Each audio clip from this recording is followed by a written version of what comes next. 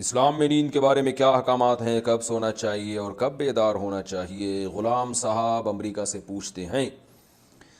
دیکھیں، قرآن مجید میں اللہ تعالیٰ نے جو سونے کے بارے میں احکام بیان کیے ہیں، اس میں پہلی بات تو پتہ چلتا ہے کہ سونے کا اصل ٹائم رات ہے، دن نہیں ہے۔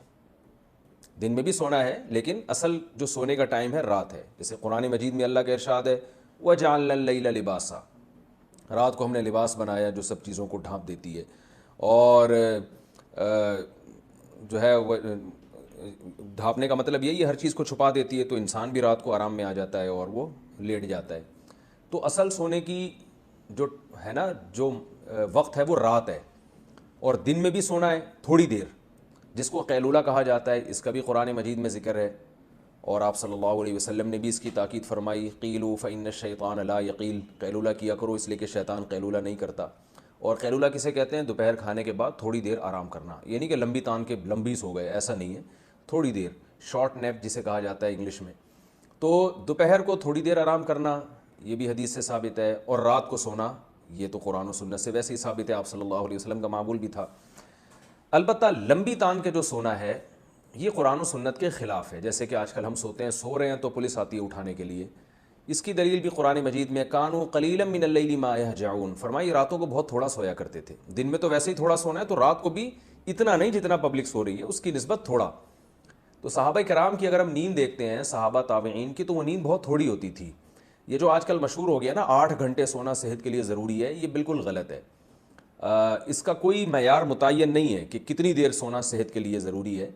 شریعت نے ہمیں، پہلے میں شریعت کے حکام اس بارے میں بتا دوں، پھر اس پہ انشاءاللہ جدید تحقیق کو بھی میں پیش کروں گا آپ کے سامنے۔ تو پہلی بات کیا ہوئی؟ دن میں بھی تھوڑی دیر آرام کرنا ہے ہم نے، اور سونا جو زیادہ یعنی جو پراپر سونا ہوگا وہ رات میں ہوگا، وہ دن میں نہیں ہوگا۔ ایک بات یہ پتہ چلی۔ دوسری بات ہمیں یہ پتہ چلی کہ قرآن کہتا ہے تھوڑا سوتے ہیں، جتنا پبلک سو رہی ہے نا یہ بہت زیادہ سو رہی ہے، اتنا زیادہ نہیں سونا۔ یہ دوسری ہمیں ہدایت قرآن سے پتہ چلی، قرآن و سنت سے۔ تیسری ہدایت ہمیں یہ پتہ چلی ہے کہ جلدی سونا ہے رات کو۔ رسول اللہ صلی اللہ علیہ وسلم نے عشاء کے بعد نہ سونے کو اور گپیں مارنا، اور جیسے ہم لوگ کر رہے ہوتے ہیں آج کل، تو اس عمل کو بھی ناپسندیدہ قرار دیا ہے۔ عشاء کے بعد آپ صلی اللہ علیہ وسلم سو جایا کرتے تھے، جلدی سونے کا معمول تھا۔ تو یہ 3 چیزیں آپ اگر جمع کر لیں اپنی زندگی میں، تو اسلامی تعلیمات جو سونے کے بارے میں ہیں اس پر بھی عمل ہو جائے گا، اور صحت بہت ٹائٹ ہو جائے گی انشاءاللہ۔ تو یہ جو ہے نا کہ کم سونا، یہ جبھی ممکن ہے کہ جب آپ سونے کی اس ٹائمنگ کو فالو کریں جو قرآن و سنت نے ہمیں بتائی ہے۔ اچھا، اس میں ایک بات یہ بھی ہے کہ آپ صلی اللہ علیہ وسلم عشاء کے فوراً بعد سو جایا کرتے تھے، پھر بہت جلدی رات کو اٹھ جایا کرتے تھے، پھر بہت لمبی لمبی تہجد پڑھا کرتے تھے۔ تو پھر فجر کی نماز سے، فرض نماز سے تھوڑی دیر پہلے آپ تھوڑی دیر آرام کیا کرتے تھے، بہت مختصر سی نیند ہوا کرتی تھی وہ فجر کی سنتوں کے بعد، یعنی ساری رات تہجد پڑھی آپ صلی اللہ علیہ وسلم نے، پھر صبح صادق ہوئی تو 2 رکعت سنت پڑھی، سنتیں جو موقدہ ہیں فجر کی، اس کے بعد تھوڑی دیر آپ آرام کرتے تھے سنت اور فرض کے درمیان میں، بہت مختصر سا لیٹ جایا کرتے تھے تھوڑی دیر۔ تو یہ بھی ہے، تو یہ اگر آپ ٹائمنگ فالو کریں نا، اس میں بہت فائدہ ہے صحت کو۔ اور لیکن اس میں ایک چیز یہ ہے کہ اس ٹائمنگ کو اور اتنی کم نیند کہ بہت تھوڑا سونا، یہ جبھی ممکن ہے جب آپ کی باقی صحت اچھی ہو اور سونے کی اسی ٹائمنگ کو فالو کریں آپ۔ اگر آپ عشاء کے فوراً بعد سو جائیں تو آج بھی میڈیکل سائنس کہتی ہے تھوڑی دیر سونا، یہ اس وقت کا تھوڑی دیر سونا کئی گھنٹے سونے کے برابر ہوگا، آپ کو اتنا فریش کر دے گا۔ اور اگر آپ رات کو دیر سے سوئیں گے تو کئی گھنٹے سو کے بھی وہ راحت آپ کو حاصل نہیں ہوگی جو جلدی سونے میں حاصل ہوتی ہے۔ اس لیے کہ میڈیکل سائنس کہتی ہے، جو ہم نے ڈاکٹروں سے سنا ہے، کہ ایک دماغ میں کیمیکل نکلنا شروع ہو جاتا ہے رات کے وقت میں، اور وہ ہمیں سلانے کی طرف لے کے جاتا ہے۔ اگر ہم وہ نہیں سوتے تو اس کا پھر نقصان یہ ہوتا ہے کہ بعد میں بہت زیادہ بھی سو کے وہ فریشنس ہمیں حاصل نہیں ہوتی۔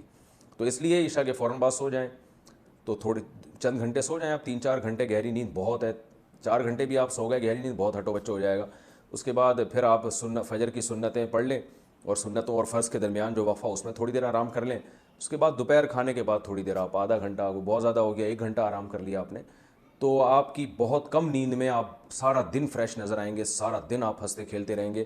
اور اگر بھائی جو ہماری روٹین آج کل چل رہی ہے، اچھا اس میں ایک یہ بھی ہے کہ اس میں یہ بھی ضروری ہے کم کھانا ہے، کیونکہ جو زیادہ کھاتا ہے پھر وہ اس کو زیادہ سونا پڑتا ہے، جتنا کھائیں گے اتنا ہی پھر وہ موٹاپا آئے گا اور درجنوں مسائل، تو کھانا بھی کم کھانا ہے اس میں۔